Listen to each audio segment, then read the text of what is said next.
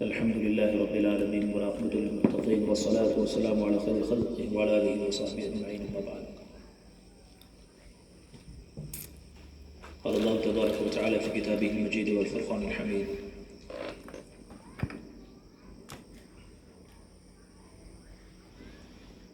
يسألونك عن الروح قل الروح من أمر ربي إلى آخر الآية. دوستو، اللہ تبارک و تعالیٰ نے ہمیں ایک پیارا مذہب دیا ہے، جو مذہب جو ہے ایک مکمل نظام حیات ہے، زندگی گزارنے کا ایک پورا طریقہ، پوری زندگی گزارنے کا مکمل طریقہ۔ نبی پاک صلی اللہ علیہ وسلم پر آیت نازل کی گئی الیوم اکملت لکم دینکم، کہ آج ہم نے تمہارا دین مکمل کر دیا۔ اللہ تبارک و تعالیٰ نے کامل اور مکمل دین دیا ہے، جس میں نبی پاک صلی اللہ علیہ وسلم کی وفات کے بعد کسی ایکسٹینشن کی یا کسی کمی زیادتی کی ضرورت آج تک کبھی نہیں پڑی۔ یہ دین ہمارے لیے کامل اور مکمل ہے، اور ہمارے ہر شعبے کے لیے کامل اور مکمل ہے۔ کسی شعبے کو دین نے تشنا نہیں چھوڑا، ہر شعبے کے اندر مکمل رہنمائی کی ہے۔ دین اسلام کے آنے کے بعد انوینشن کا دور جو آیا ہے وہ اسلام کے آنے کے بعد آیا ہے۔ بیسیکلی آسمانی جو مذاہب ہے آج دنیا کے اندر موجود ہیں وہ تین قسم کے ہیں۔ ایک یہودیت ہے جسے ہم جوڈائزم کہتے ہیں، ایک نصرانیت ہے جسے عیسائیت کہتے ہیں، اور ایک اسلام ہے۔ جوڈائزم کے ماننے والے لوگ یہود ہیں، وہ بھی اپنے جد امجد حضرت ابراہیم علیہ السلام کو مانتے ہیں، جسے وہ ہیبرو زبان کے اندر ابراہام کہتے ہیں۔ حضرت ابراہیم علیہ السلام کی دو بیویاں تھیں، ایک ہاجرہ اور ایک سارہ۔ حضرت ہاجرہ کو حضرت ابراہیم علیہ السلام اللہ تبارک و تعالیٰ کے حکم سے وادی غیر ذی زرع میں چھوڑ آئے تھے، جن کے ایک بیٹے ہوئے حضرت اسماعیل، اور حضرت ابراہیم علیہ السلام کی جو ایک بیوی ہیں سارہ، جن سے ان کو ایک بیٹا ہوا جس کا نام اسحاق ہے، جسے ہیبرو زبان میں آئزایا کے نام سے یاد کرتے ہیں۔ ان کا ایک بیٹا ہے جن کا نام یعقوب علیہ السلام ہے، اسلام اور یعقوب کہتا ہے، اور ہیبرو زبان کے اندر انہیں جیعقوب کے نام سے یاد کرتے ہیں۔ ان کے 12 بیٹے ہیں، اور بنی اسرائیل جو ہیں انہی کے بیٹوں کو بنی اسرائیل کہا گیا، ان کی اولاد کو۔ اسرائیل یہ بھی ہیبرو زبان کا لفظ ہے، حضرت یعقوب علیہ السلام کا لقب تھا۔ ان کا دور اسلام سے پہلے کا ہے، کافی پہلے کا۔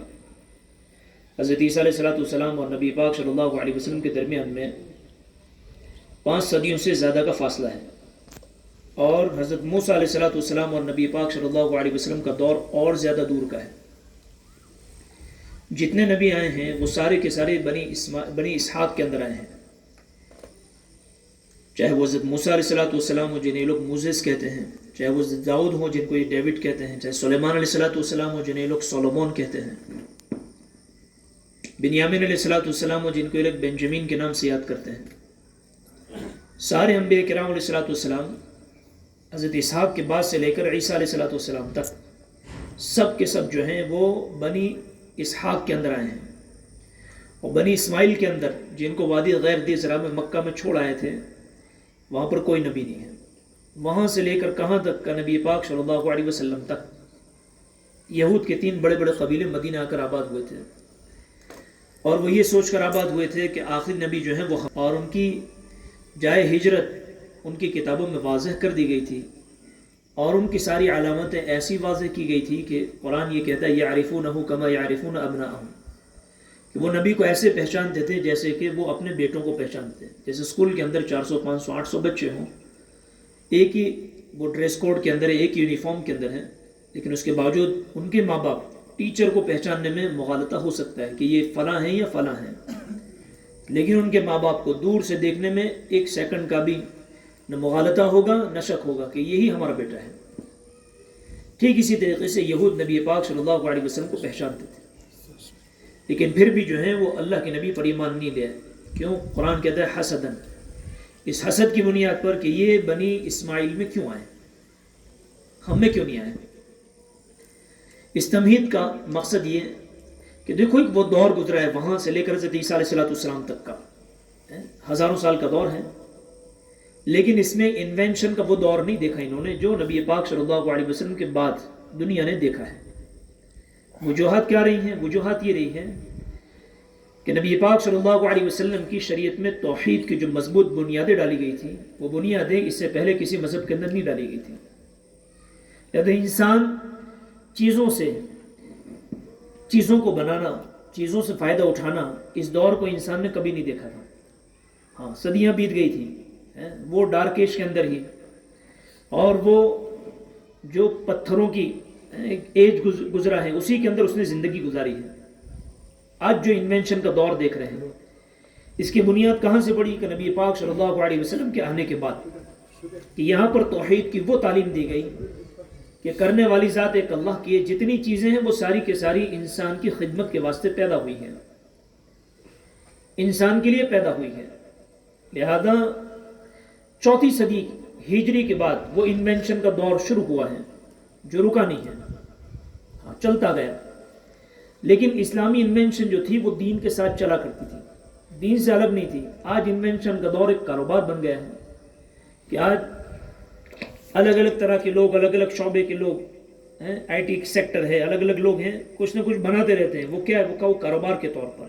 لیکن اسلامیات کے اندر یہ ساری انوینشن کے دور جو تھے وہ خدمت کے لیے اور دینیات کے فروغ کے لیے تھے۔ اسی وجہ سے سب سے پہلا گھڑی بنانے والا ابن الساعہ مسلمان ہے۔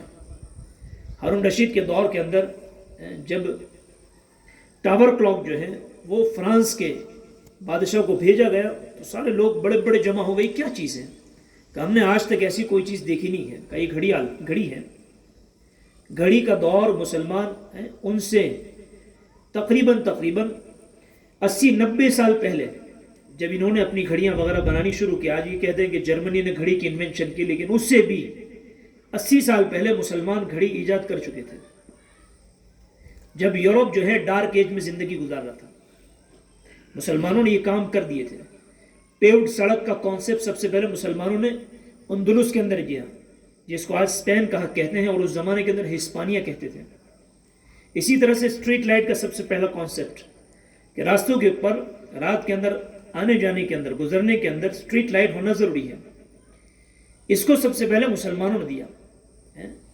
اسی طریقے سے ابن سینا، جسے آج کل سائنس کے زبان کے اندر ایویسینا کے نام سے یاد کیا جاتا ہے، چکن پاکس کے اندر سب سے پہلا انسائکلوپیڈیا لکھنے والا سائنٹسٹ یہ تھا۔ الجبرا جس کو ہم پڑھاتے، جابر ابن حیان، الجبرا کا پورا کانسیپٹ دینے والا یہ مسلمان تھا۔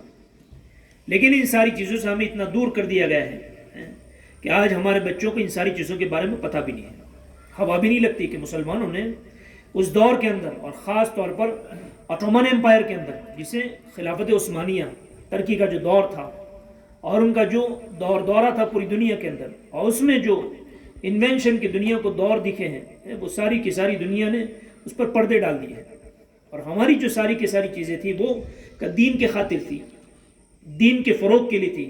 آج بھی سائنس کے اس کے اندر، ڈاکٹریل ہے، میڈیکل کے اندر جتنے بھی آپریشن کے اکوپمنٹس ہیں، جتنے بھی ٹولز ہیں، وہ سارے کے سارے اس کو ڈیزائن کرنے والا ایک مسلمان سائنٹسٹ تھا۔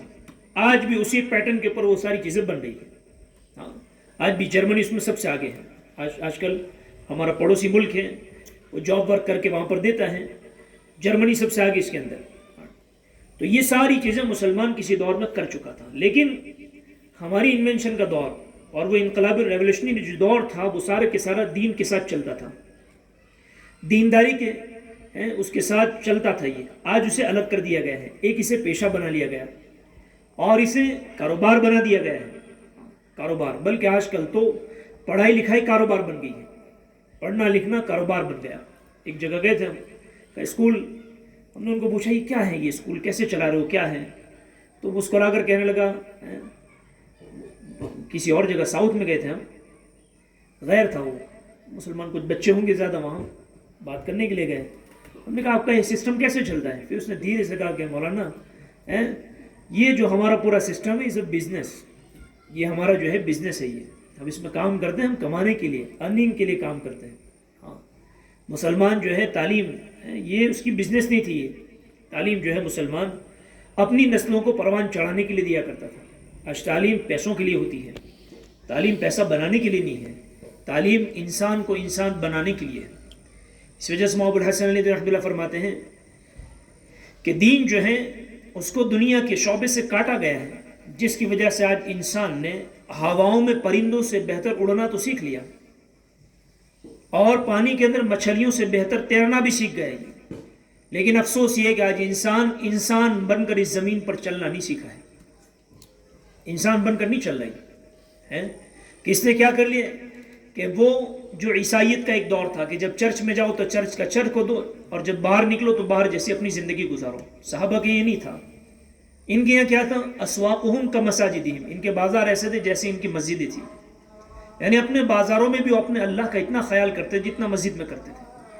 آج مسلمان مسجد میں تو اللہ کا خیال کر لیتا ہے، یا کوئی ایسی دینی مجلس ہو اس میں خیال کر لیتا ہے، کوئی بڑا بیٹھا ہے تو خیال کر لیتا ہے کہ مسجد میں بیٹھا ہوں جھوٹ نہیں بولوں گا، اس کا مطلب یہ کہ باہر جائے گا تو یہ جھوٹ بولے گا۔ گالی مسجد میں بیٹھ کر گالی بولنا، یعنی مسجد میں گالی مت دے، باہر جا کر دینا ہو تو دینا۔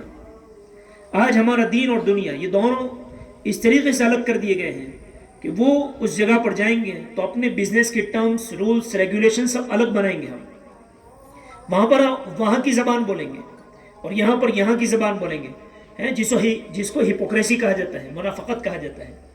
آج سارا سسٹم جو ہے ایسا بنا دیا گیا ہے کہ آپ جب جس وقت اپنے مذہب کا کام کرتے ہو تب مذہب کا لبادہ اوڑھ کر جو کرنا وہ کر لو، لیکن جب آپ اپنی فیکلٹی کے اندر، اپنی فیلڈ کے اندر جب آؤ گے تو اپنے مذہب کے چوغے کو اتار کر الگ رکھنا ہے۔ اب یہاں کی ٹرمز، رولز، ریگولیشن سب الگ ہے، اب یہاں کے مطابق آپ کو چلنا پڑے گا۔ ہم جھوٹ بول رہے ہیں، آپ کو جھوٹ بولنا پڑے گا۔ کیا کہ یہ ہماری بزنس پالیسی ہے، یہ ہماری بزنس پالیسی ہے۔ اب دنیا میں کیا ہے، کتنی بھی بری چیز کو اچھے الفاظ اور اچھا ریپر پہنا کر جو ہے وہ کسی بھی انسان کو دے دیا جاتا ہے کہ لو یہ آپ کے لیے، کیا ہے کہ لائف ٹائم گارنٹی ہے۔ دین کا یہ ذوق اور یہ مزاج نہیں تھا، اس وجہ سے اللہ تبارک و تعالیٰ نے جو دین دیا ہے کا یہ بنیاد ہے، اس کے بغیر دنیا کی کوئی بھی تعلیم ہو جائے تو وہ جو ہے اپنا اثر اور افادیت جو ہے وہ باقی نہیں رہتی اس کی، جو اس کی اصل ہونی چاہیے۔ ابو الحسن علی رحمۃ اللہ علیہ کی زبان میں کہا جائے تو چور کو لوہاری کا فن سکھائیں گے تو وہ کیا کرے گا؟ وہ تالے توڑے گا۔ کہ چور کو لوہاری کا فن سکھایا ہے وہ تالے توڑنے کے لیے۔ ہمارا تو یہ ہے کہ ہم کا آدمی جس فیلڈ کے اندر جائے وہ اللہ کو سامنے رکھ کر زندگی گزارے۔ وہ ڈاکٹر بنے گا اللہ کو سامنے رکھے گا، ہاں وہ یہ نہیں کرے گا کہ اپنا پیٹ پالنے کے لیے کسی کا پیٹ خامخواہ کاٹ دے گا۔ لیکن جب میڈیکل فیلڈ جو ہے وہ انسان کے لیے کیا بنتی ہیں؟ بزنس بنتی ہیں، تو وہ اپنے بچوں کا پیٹ پالنے کے لیے پتہ نہیں کتنوں کے پیٹ کاٹ دیتا ہے۔ ہمارے ایک بچہ ہے سسرال کے رشتے کے اندر ہے، دونوں ڈاکٹر ہیں، MS ڈاکٹر ہیں دونوں، بڑی سرجری کرتے ہیں۔ وہ کہہ رہے ہیں ہم پڑھنے کے زمانے میں جب پڑھ رہے تھے تب کا ایک ہارٹ پیشنٹ جو ہے وہ لایا گیا، اس کا بائی پاس کرنا تھا، میں بھی ساتھ تھا، وہ لڑکا کہہ رہا ہے میں ساتھ تھا، اور اس کے دل کو باہر نکالا گیا۔ اب دل کو جب اندر سے باہر نکالا جاتا ہے تو وہ اتنا زیادہ پمپنگ کرتا ہے کہ وہ کسی باؤل کے اندر ایک طرف رہ نہیں سکتا، وہ اچھلتا رہتا ہے گیند کی طرح سے، تو اسے اینستھیسیا لگانا پڑتا ہے۔ اینستھیسیا اس کو لگاؤ تو وہ تھوڑا سا اپنی حرکت کے اندر جو ہے وہ کم ہو جاتا ہے، پھر جب وہ دھیرے دھیرے مرنے کی طرف جاتا ہے اس کو اٹھا کر پھر